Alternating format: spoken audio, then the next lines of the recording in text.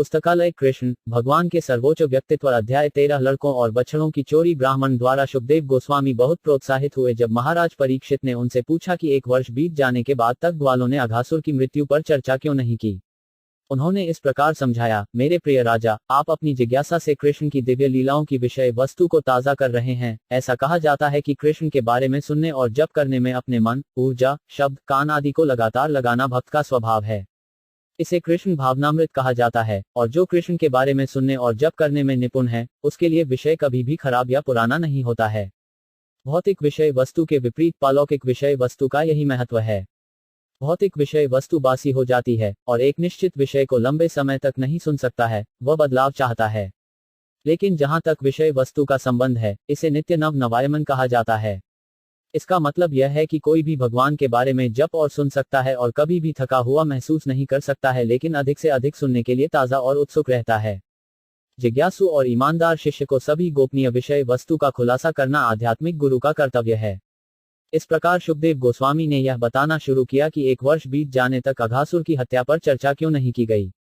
सुखदेव गोस्वामी ने राजा से कहा, अब इस रहस्य को ध्यान से सुनो।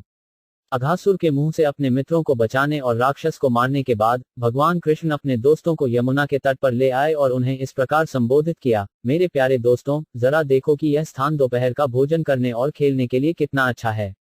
नर्म, रेतीला यमुना बैंक। आप देख सकते हैं कि कैसे पानी में कमल के फूलों को खूबसूरती से उड़ाया जाता है और कैसे वे अपनी सुगंध चारों ओर वितरित करते हैं। पेड़ों में पत्तों की फुसफुसाहट से घिरे मोर की आवाज के साथ पक्षियों की चहचहाहट एक दूसरे को प्रतिध्वनित करने वाले ध्वनि कंपनों को जोड़ती है और पेश करती है। और यह सिर्फ यहाँ के पेड़ों द्वारा बनाए गए सुंदर दृश्यों को समृद्ध करता है। आइए हम अपना दोपहर का भोजन इस स्थान पर करें, क्योंकि पहले ही देर हो चुकी है और हमें भूख लग रही है। बछड़ों को हमारे पास रहने दो और उन्हें यमुना का पानी पीने दो। जब हम अपने दोपहर के भोजन में संलग्न होते हैं, तो बछड़े इस स्थान पर नर्म घास खाने में संलग्न हो सकते हैं। कृष्ण के इस प्रस्ताव को सुनकर सभी लड़के बहुत खुश हुए और कहा, निश्चित रूप से हम सब यहाँ अपना दोपहर का भोजन करने के लिए बैठते हैं। फिर उन्होंने बछड़ों को नर्म घास खाने के लिए छोड़ दिया। जमीन पर बैठकर कृष्ण को केंद्र में रखते हुए वे घर से लाए अपने खाने के डिब्बे खोलने लगे। भगवान श्री कृष्ण चक्र के केंद्र में बैठे थे और सभी लड़कों ने अपना चेहरा उनकी ओर रखा था।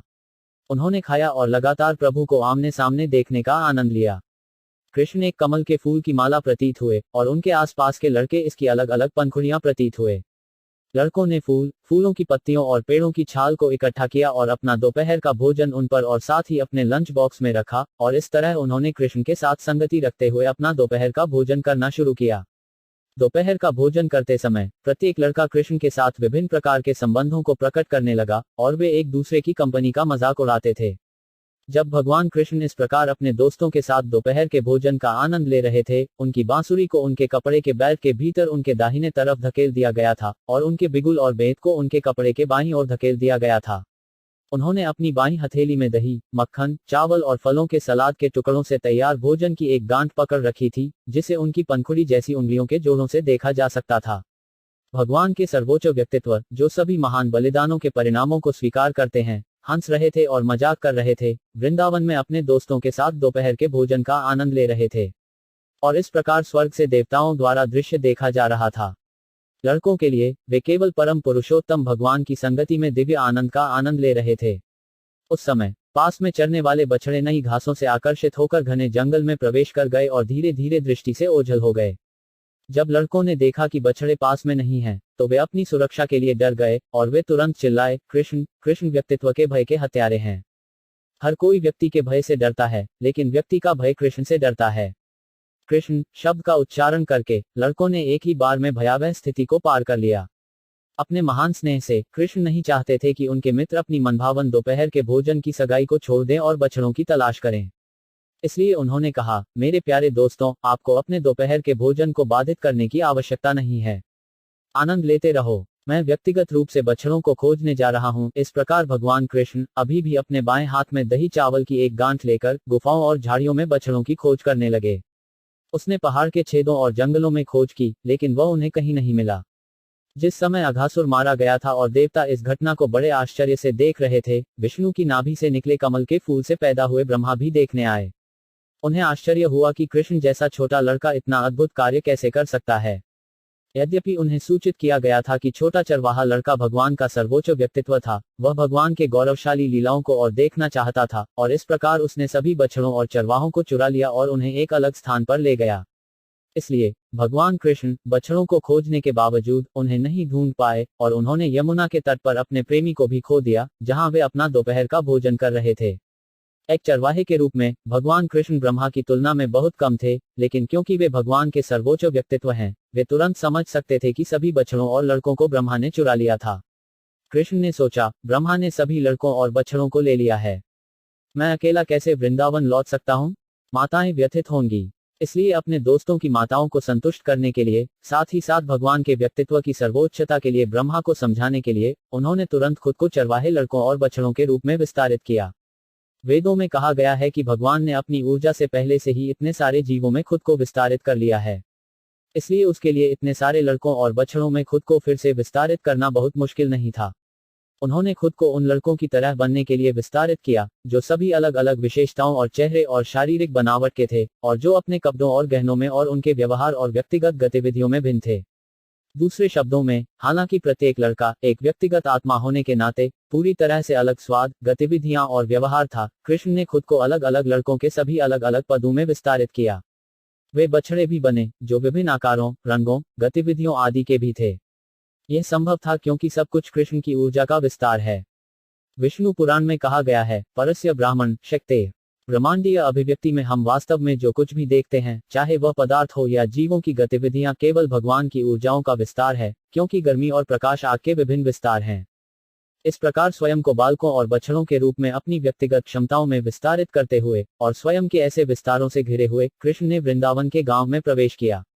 निवासियों को कुछ पता नहीं था कि क्या हुआ था। वृंदावन गांव में प्रवेश करने के बाद सभी बछड़े अपने अपने गौशाला में प्रवेश कर गए, और लड़के अपनी अपनी माताओं और घरों में चले गए। लड़कों की माताओं ने उनके प्रवेश द्वार से पहले उनकी बांसुरी का कंपन सुना, और उन्हें प्राप्त करने के लिए वे अपने घरों से बाहर निकल आए और उन्हें गले लगा लिया। और उनकी ममता के कारण उनके स्तनों से दूध बह रहा था, और उन्होंने लड़कों को पीने दिया। हालांकि उनकी भेंट उनके लड़कों के लिए नहीं थी, बल्कि भगवान के सर्वोच्च व्यक्तित्व के लिए थी, जिन्होंने खुद को ऐसे लड़कों में विस्तारित किया था। यह वृंदावन की सभी माताओं के लिए भगवान के सर्वोच्च व्यक्तित्व को अपने दूध से खिलाने का मौका था। इसलिए भगवान कृष्ण ने न केवल यशोदा को उन्हें खिलाने का मौका दिया, बल्कि इस बार उन्होंने अन्य सभी बड़ी गोपियों को मौका दिया। सभी लड़के हमेशा की तरह अपनी माताओं के साथ व्यवहार करते थे, और माताओं ने भी शाम के करीब अपने अपने बच्चों को स्नान कराया, उन्हें तिलक और आभूषणों से सजाया और दिन के श्रम के बाद उन्हें आवश्यक भोजन दिया। गायें भी, जो चरागाह में दूर थीं, शाम को लौटी और अपने अपने बछड़ों को बुलाया। बछड़े तुरंत अपनी माताओं के पास आए, और माताएं बछड़ों के शरीर को चाटने लगीं। गायों और गोपियों के अपने बछड़ों और लड़कों के साथ ये संबंध अपरिवर्तित रहे, हालांकि वास्तव में मूल बछड़े और लड़के नहीं थे। वास्तव में गायों का अपने बछड़ों के प्रति स्नेह और बड़ी गोपियों का अपने लड़कों के प्रति स्नेह कारण ही बढ़ गया। उनका स्नेह स्वाभाविक रूप से बढ़ गया, भले ही बछड़े और लड़के उनकी संतान नहीं थे। यद्यपि वृंदावन की गायों और बड़ी गोपियों को अपनी संतानों की तुलना में कृष्ण के प्रति अधिक स्नेह था, इस घटना के बाद उनकी संतानों के लिए उनका स्नेह असीमित रूप से बढ़ गया, ठीक वैसे ही जैसे कृष्ण के लिए था। लगातार 1 वर्ष तक कृष्ण ने स्वयं बछड़ों और चरवाहों के रूप में विस्तार किया और चरागाह में मौजूद थे। जैसा कि भगवद गीता में कहा गया है, कृष्ण का विस्तार परमात्मा के रूप में सभी के हृदय में स्थित है। लेकिन इस मामले में उन्होंने खुद को परमात्मा के रूप में विस्तारित करने के बजाय एक निरंतर वर्ष के लिए खुद को बछड़ों और चरवाहों के एक हिस्से के रूप में विस्तारित किया। एक दिन, 1 वर्ष बीतने के कुछ दिन पहले, कृष्ण और बलराम जंगल में बछड़ों को पाल रहे थे, जब उन्होंने गोवर्धन पहाड़ी की चोटी पर कुछ गायों को चरते हुए देखा। गायें नीचे घाटी में देख सकती थीं, जहां लड़के बछड़ों की देखभाल कर रहे थे। अचानक बछड़ों को देखते ही गायें उनकी ओर दौड़ने लगीं। वे आगे और पीछे के पैरों को जोड़कर नीचे की ओर छलांग लगाते हैं। गायें बछड़ों के स्नेह से इस कदर पिघल गईं कि उन्हें गोवर्धन पहाड़ी की चोटी से लेकर चरागाह तक के उबड़-खाबड़ रास्ते की परवाह ही नहीं थी। और वे दूध से भरे हुए अपने दूध के थैले लेकर बछड़ों के पास गए, और उन्होंने अपनी पूंछ ऊपर की ओर उठाई। जब वे पहाड़ी से नीचे आ रहे थे, तो उनके दूध के थैले बछड़ों के प्रति तीव्र मातृ स्नेह के कारण जमीन पर दूध डाल रहे थे, हालांकि वे अपने बछड़े नहीं थे। इन गायों के अपने बछड़े थे, और गोवर्धन पहाड़ी के नीचे चरने वाले बछड़े बड़े थे, उनसे दूध की थैली से सीधे दूध पीने की अपेक्षा नहीं की जाती थी, लेकिन वे घास से संतुष्ट थे। फिर भी सब गायें तुरंत आ गईं और अपने शरीर को चाटने लगी, और बछड़े भी दूध की थैलियों में से दूध चूसने लगे। गायों और बछड़ों के बीच स्नेह का एक बड़ा बंधन प्रतीत होता था। जब गोवर्धन पर्वत की चोटी से गायें नीचे की ओर भाग रही थी तो उनकी देखभाल कर रहे लोगों ने उन्हें रोकने का प्रयास किया। बूढ़ी गायों की देखभाल पुरुष करते हैं और बछड़ों की देखभाल लड़के करते हैं, और जहां तक सके बछड़ों को गायों से अलग रखा जाता है ताकि बछड़े उपलब्ध दूध न पी सकें। इसलिए गोवर्धन पहाड़ी की चोटी पर गायों की देखभाल करने वाले पुरुषों ने उन्हें रोकने की कोशिश की, लेकिन वे असफल रहे। अपनी असफलता से चकित होकर वे लज्जित और क्रोधित महसूस कर रहे थे। वे बहुत दुखी थे, लेकिन जब उन्होंने नीचे आकर अपने बच्चों को बछड़ों की देखभाल करते देखा तो वे अचानक बच्चों के प्रति बहुत स्नेही हो गए। यह बहुत ही आश्चर्यजनक था। हालांकि वे लोग निराश, चकित और क्रोधित होकर नीचे उतर आए, लेकिन जैसे ही उन्होंने अपने बच्चों को देखा, उनके दिल बड़े प्यार से पिघल गए। उनका क्रोध, असंतोष और अप्रसन्नता तुरंत गायब हो गई। वे बच्चों के प्रति पितृ प्रेम दिखाने लगे और बड़े स्नेह से उन्हें गोद में उठाकर गले से लगा लिया। वे अपने बच्चों के सिर को सूंघने लगे और बड़ी खुशी के साथ उनकी कंपनी का आनंद लेने लगे। अपने बच्चों को गले लगाने के बाद पुरुष गायों को वापस गोवर्धन पहाड़ी की चोटी पर ले गए। रास्ते में वे अपने बच्चों के बारे में सोचने लगे और उनकी आंखों से स्नेही आंसू गिर पड़े। जब बलराम ने गायों और बछड़ों के बीच और पिता और उनके बच्चों के बीच स्नेह के इस असाधारण आदान प्रदान को देखा, जब न तो बछड़ों को और न ही बच्चों को इतनी देखभाल की आवश्यकता थी, वे सोचने लगे कि यह असाधारण बात क्यों हुई। वे वृंदावन के सभी निवासियों को अपने बच्चों के प्रति इतना स्नेही देखकर चकित थे, ठीक वैसे ही जैसे वे कृष्ण के प्रति थे। इसी तरह गायों को बछड़ों से उतना ही लगाव था जितना कि कृष्ण के प्रति। इसलिए बलराम ने निष्कर्ष निकाला कि स्नेह का असाधारण प्रदर्शन कुछ रहस्यमय था, या तो देवताओं द्वारा या किसी शक्तिशाली व्यक्ति द्वारा किया गया था। नहीं तो यह अद्भुत परिवर्तन कैसे हो सकता है? उन्होंने निष्कर्ष निकाला कि यह रहस्यमय परिवर्तन कृष्ण के कारण हुआ होगा, जिन्हें बलराम भगवान के अपने पूज्य व्यक्तित्व मानते थे। उन्होंने सोचा, यह कृष्ण द्वारा व्यवस्थित किया गया था और मैं भी इसकी रहस्यवादी शक्ति की जांच नहीं कर सका। इस प्रकार बलराम समझ गए कि वे सभी लड़के और बछड़े केवल कृष्ण के विस्तार थे। बलराम ने कृष्ण से वास्तविक स्थिति के बारे में पूछा। उन्होंने कहा, मेरे प्यारे कृष्ण, शुरू में मैंने सोचा था कि ये सभी बछड़े और चरवाहे लड़के या तो महान संत और संत या देवता थे, लेकिन वर्तमान में ऐसा प्रतीत होता है कि वे वास्तव में आपके विस्तार हैं। वे सब तुम हो, आप स्वयं बछड़ों और लड़कों के रूप में खेल रहे हैं। क्या है इस स्थिति का रहस्य? वे अन्य बछड़े और लड़के कहाँ गए हैं? और आप अपने आप को बछड़ों और लड़कों के रूप में क्यों बढ़ा रहे हैं?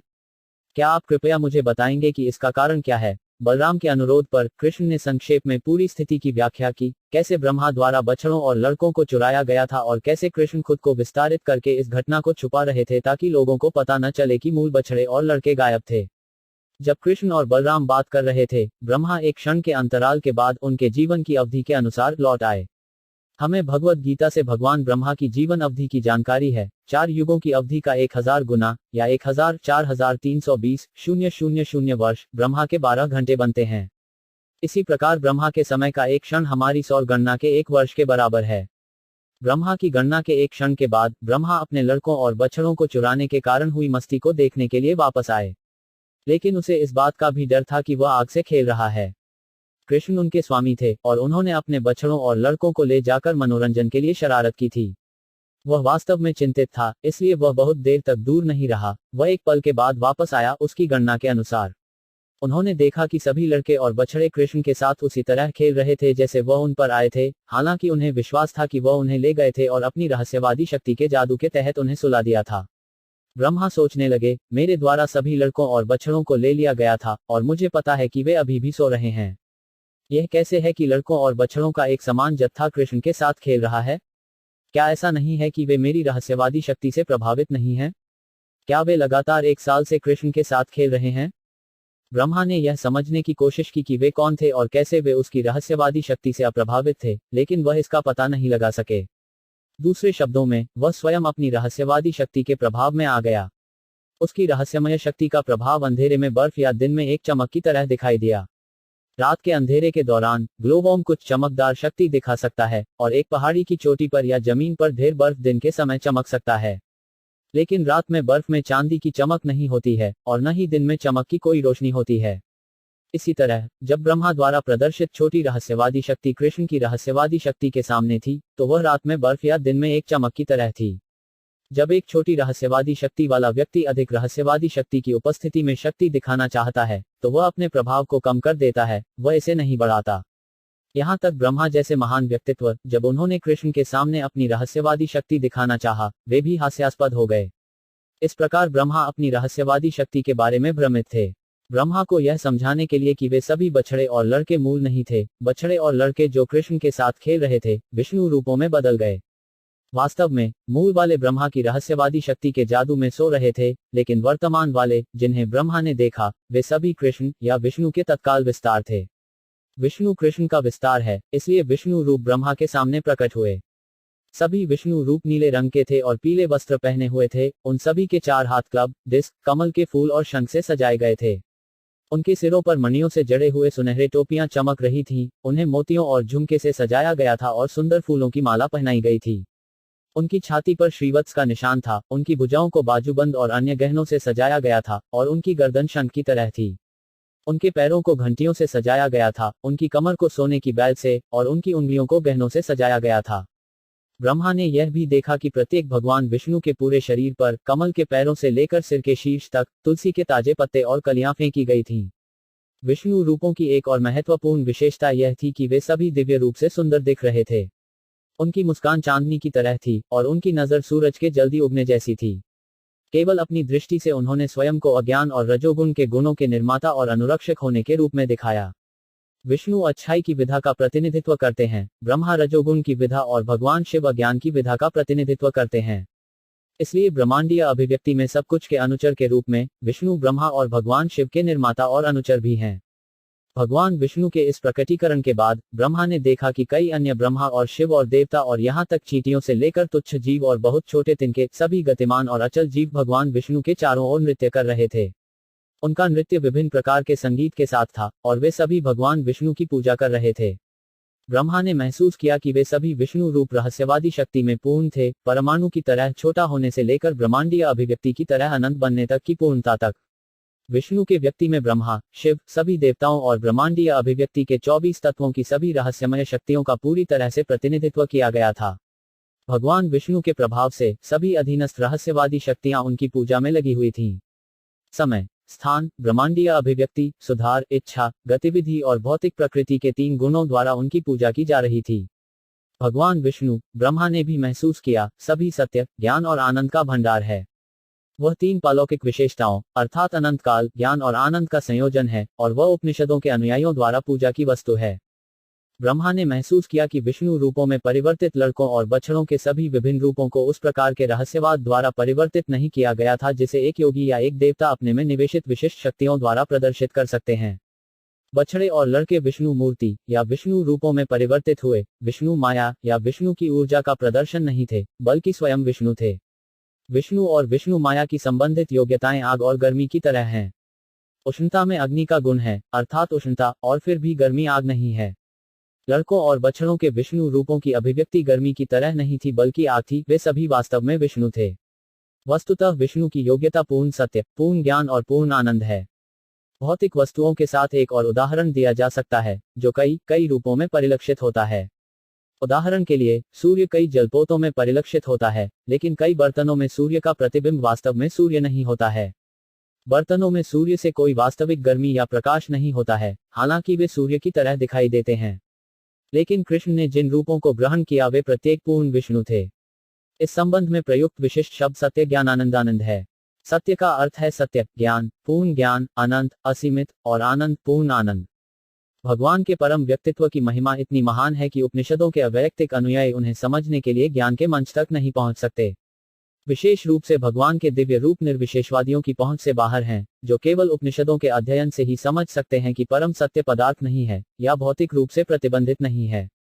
कृष्ण के विष्णु रूपों में विस्तार से भगवान ब्रह्मा अपनी सीमित शक्ति से समझ सकते थे कि ब्रह्मांडीय अभिव्यक्ति के भीतर चल और अचल सब कुछ सर्वोच्च भगवान की ऊर्जा के विस्तार के कारण मौजूद है।